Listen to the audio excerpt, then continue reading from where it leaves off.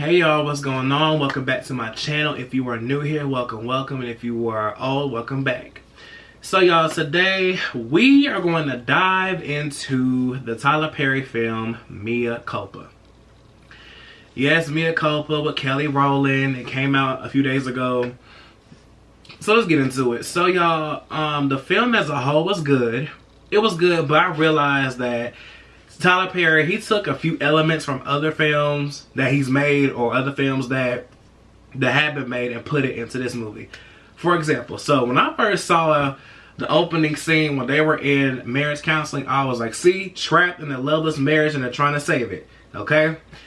It reminded me of what? Like, why did I get married? When Sheila tried to save her marriage, she didn't save it, but she got her a new one, a new man, so there's that. Then the scene where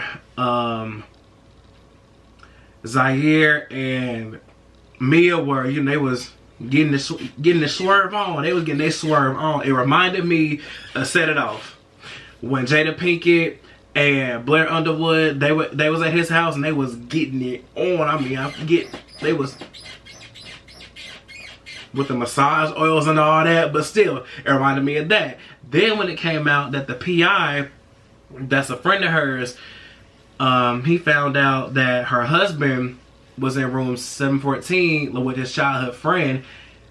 That was a reference to what? The Family That Prays, because Kathy Bates, she said that's the same room his father used when he was cheating on me. Okay. Then what really had took the cake was when Mia had followed Zaire down to the little sex dungeon place. Y'all, it was a whole sex party going on. And it reminded me of Twa Pandora's Box. If you have not seen Twa 2 Pandora's Box, it's on Tubi right now. It's with Monica with Calhoun and a girl that played Ronnie from the Players Club and Michael J. White. If you watch that, look, go watch those movies and come back here and tell me you don't see it. Tell me you don't see it, because I saw it. I was like, wait a minute, hold up, something ain't right. So the film itself, I gave it an 8 because I'm not gonna lie, the ending, that was a twist. That was a twist. And because who would have thought, and wait, I want to issue a disclaimer. I should have said this at the beginning, but here's my disclaimer. If you have not seen the movie Mea Culpa, I advise you to stop this video, go watch it on Netflix because it's still on there, and come back and watch this, okay? Again, if you have not seen Mea Culpa, stop this video, go on Netflix, find Mea Culpa, and come back here, okay? Thank you. I just want to put that out there so all hearts and minds are clear, alright? Cool. But I gave it an 8. As I said before, I gave it an 8. And only because I noticed that there was a lot of stuff that Tyler Perry used from different films and put into this one. And my only issue with Tyler Perry is that I didn't take heed to it until just yesterday. Like, all of his movies are the same. You know what I mean? They're all the same. Now, a good majority of his movies, they are all the same. A good chunk of them are deep rooted with black trauma, because it feels like all Hollywood has to offer is black trauma. Every time you watch a Tyler Perry film, what is it about? I mean, for real, black trauma, meaning somebody got touched by an uncle when they were a kid. You got a single mother, single father. What else? Somebody on drugs. Somebody is in a loveless marriage. Like, it's the same thing. So I get that aspect of it. Like, for example, if y'all watch Diary of a Mad Black Woman and I Can Do Battle by Myself and everything else, it's deep rooted in black trauma. It's also deep rooted in minstrelsy. And it's like, when you see it, anytime, because everybody knows, anytime us black people, now hold on, this is aside from Mea Culpa, and it's all his movies. If you realize, when us as black people, if there's a problem in our lives, we go to the church. Everybody knows that is a staple in the black community. Whenever there's adversity against us, where do we go? Down to the church house, okay? Like, for example, Diary of a Mad Black Woman is a perfect example because Helen got kicked out of her house. Excuse me. Sorry, y'all. Kicked out the house. Her life is turned upside down.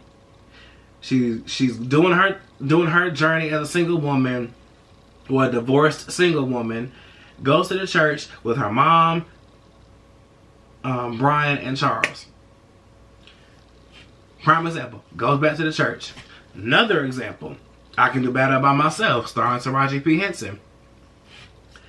3 kids, staying with the grandma, staying with the aunt, whose boyfriend is a pedophile. He tries to fill up on her niece, being touched by an uncle. Well, that wasn't an uncle, but she got touched by some man that she didn't know. Then Taraji is singing, Lord, I want you to help me, in the kitchen. And it leads her where? Back to the church. Another example of black trauma. Oh, no, I'm sorry. Being trapped in a loveless marriage is Why Did I Get Married? Mike and Sheila. Mike didn't want her. Well, we still don't know why they got together. He broke her down. She finds a new man, a God-fearing man. And that's a reference to who? Diary of a Mad Black Woman. Helen and Charles, Mike and Sheila. It's like his stories are being told through different movies. And that video that Tyler Perry had posted, it was really just like him bragging, saying he's the only writer at Tyler Perry Studios. Okay, cool.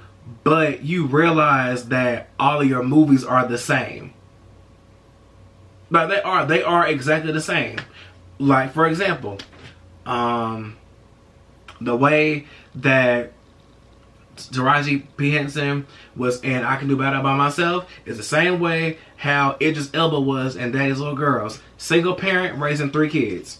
All by himself. Oh wait, here's an honorable mention, Meet the Browns. Angela Bassett raising not 1, not 2, but 3 kids. All by herself.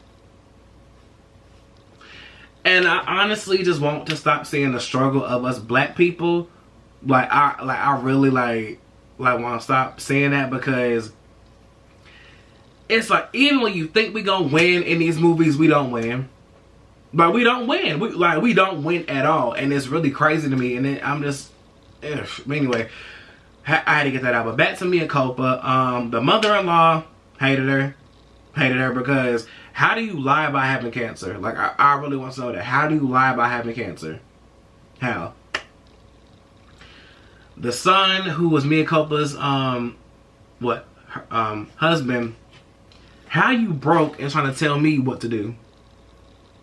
Now the part where she pulled out them bills, she said pick one, lay them all out on the table. Like, how? Now some of y'all gonna say, oh, she was emasculating him. Okay, but in this sense, if I'm paying for everything and you trying to tell me what to do? No.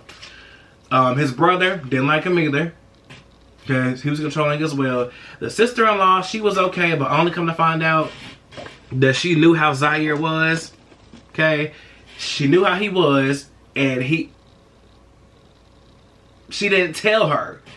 So it was kind of one of those things where I know this information, but you gotta find out for yourself. Well, if you were my friend, you could have gave me a heads up. And you know what's crazy? What's crazy is the only 2 people that were real and down for her was the PI that was also her friend, and also the lady that owned the art gallery house and all this stuff. The one that gave that gave him the bird when she gave all them women the bad finger when they were saying that he was a murderer. And Zaire's whole demeanor, it made you think that he did it, but he didn't do it. Because the minute that Mia saw the girl that he was with before in the DR, he didn't do it.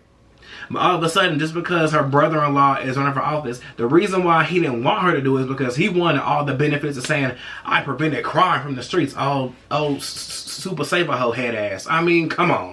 Like, I prevented crime. Nigga, you're not Batman. Relax, baby. You're not Batman, you're not Superman, you're not nobody. You are no member of the Justice League, okay? Kill it.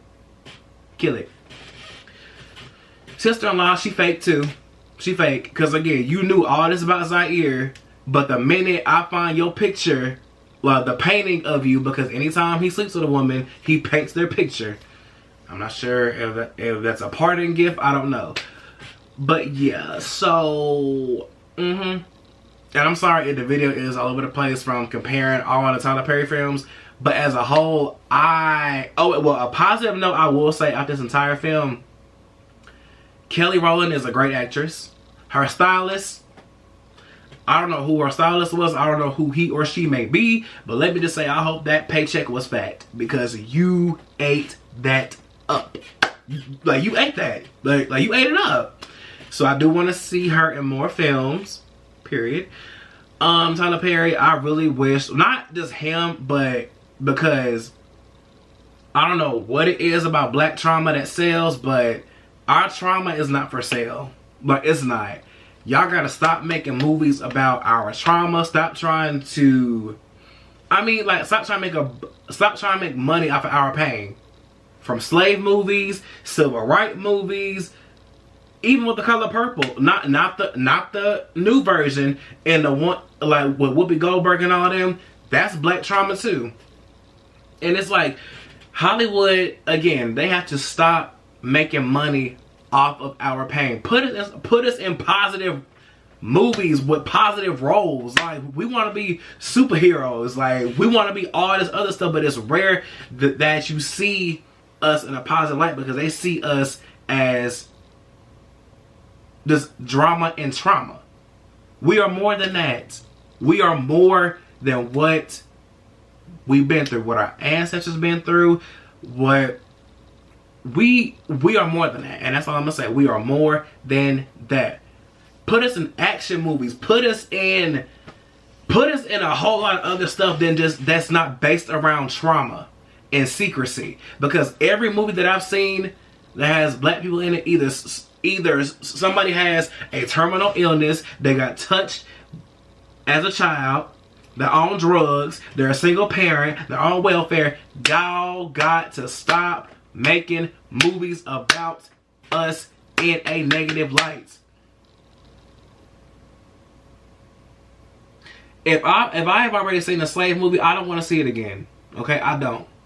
Slavery was traumatic for us black people as it is.